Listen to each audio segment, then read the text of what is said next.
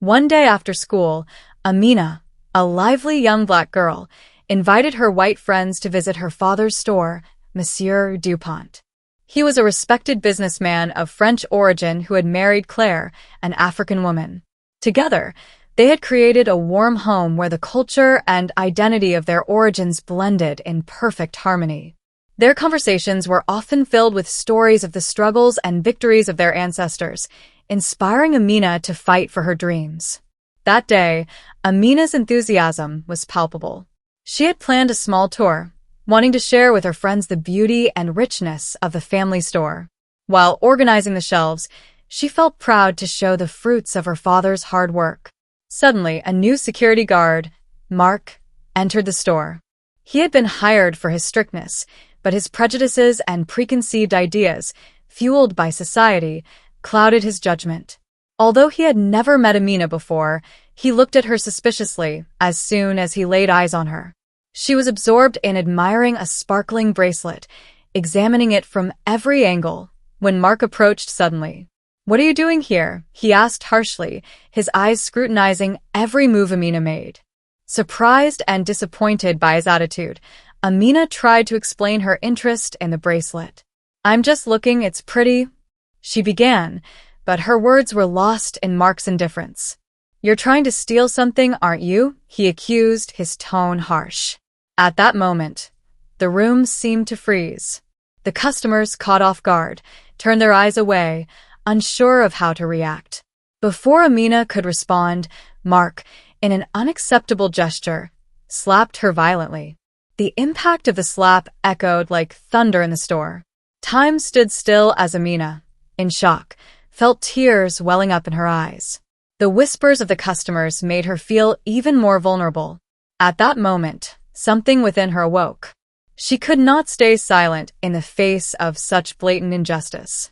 Amina straightened up, her gaze becoming determined. "I'm not a criminal.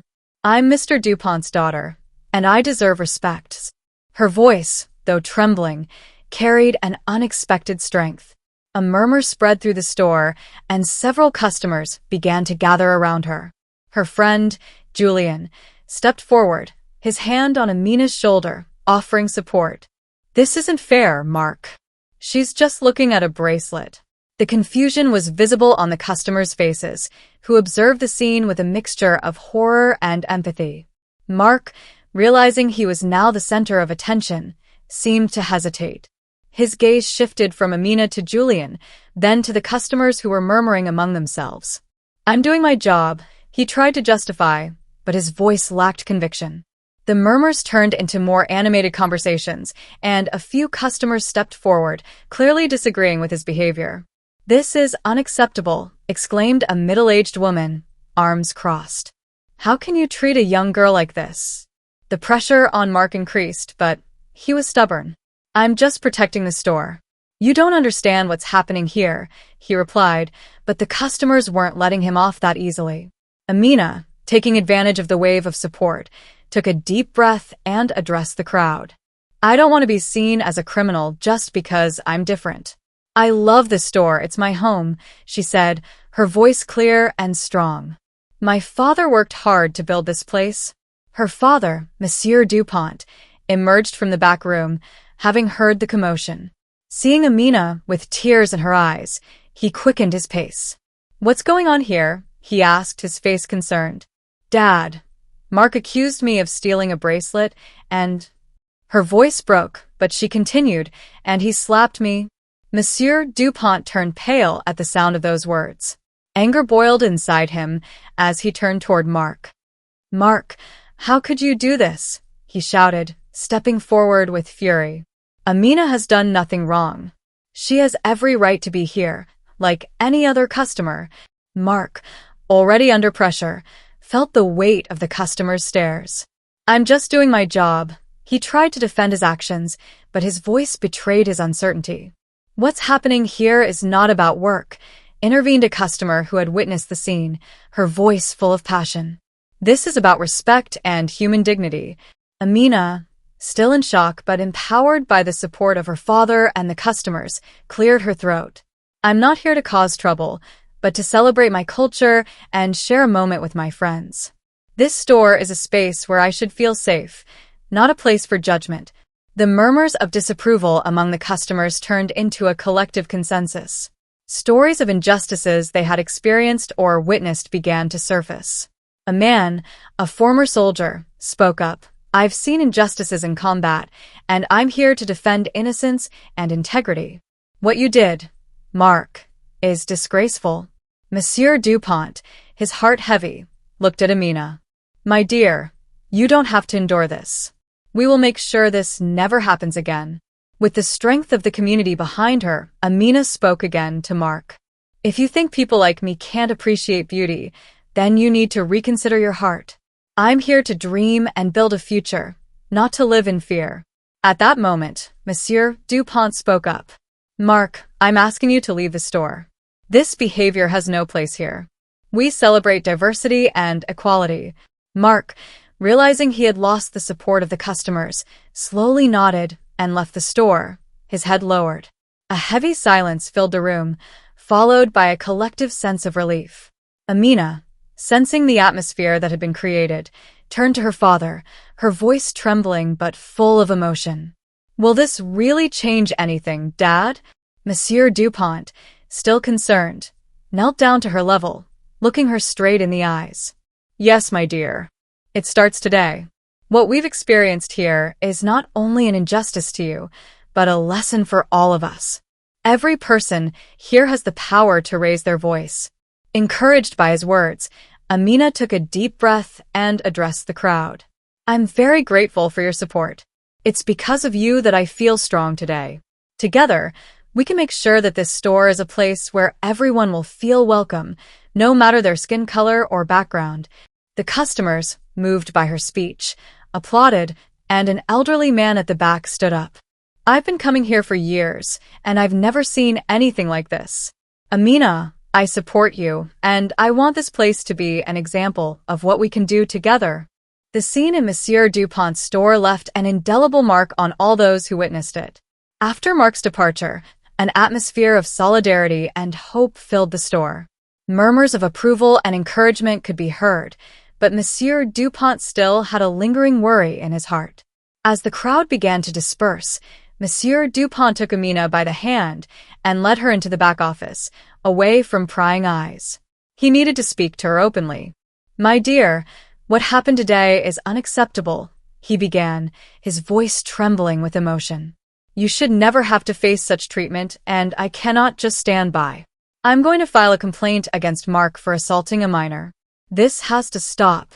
Amina's eyes widened, a mixture of surprise and fear. "But Dad, is that really necessary? It could get complicated." Monsieur Dupont shook his head, determined. "Yes, it's necessary. If we don't do something, this could happen again. There must be consequences for his actions.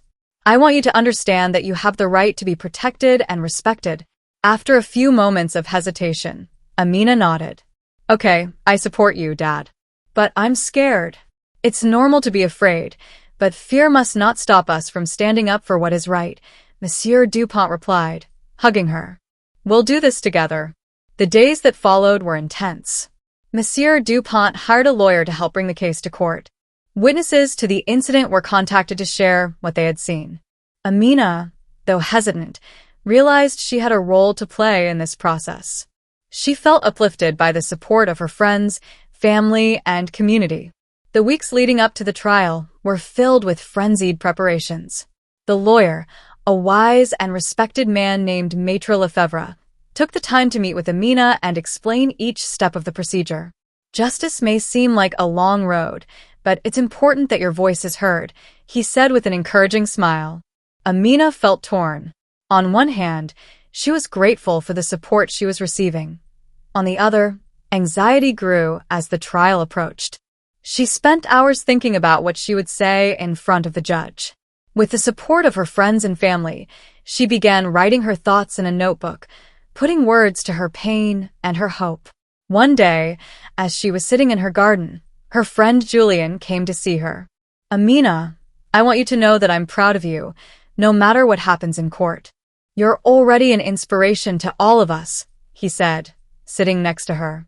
His words warmed Amina's heart and gave her some courage. The day of the trial finally arrived. Amina and Monsieur Dupont went to the courthouse, hearts heavy but determined. The atmosphere in the courtroom was tense, with every eye on them. Mark's lawyer, a cynical and aggressive man, stood up to defend his client, trying to minimize the incident and paint Amina in a negative light. Wasn't she just playing the victim to get attention? He exclaimed with a sneer. Amina, already nervous, felt her confidence waver at those words. But Monsieur Dupont did not miss the chance to defend his daughter. She's not a victim, but a young woman demanding her right to respect and dignity.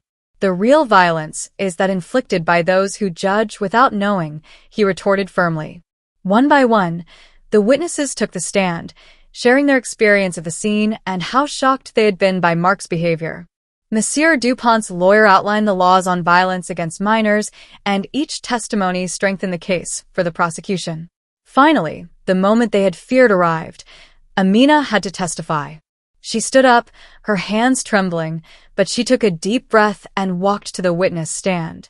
The courtroom fell silent, all attention focused on her. I don't want to be seen as a criminal, she began, her voice hesitant but firm. I'm just a girl like any other, full of dreams and ambitions. This incident made me realize that some people judge without knowing. I don't want anyone else to go through this.